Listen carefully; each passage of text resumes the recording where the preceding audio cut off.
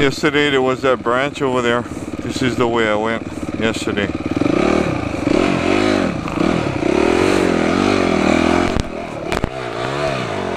Woo!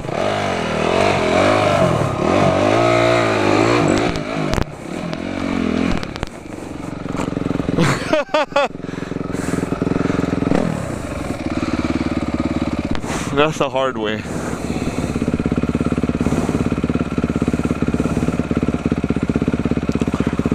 That's what you call rock action.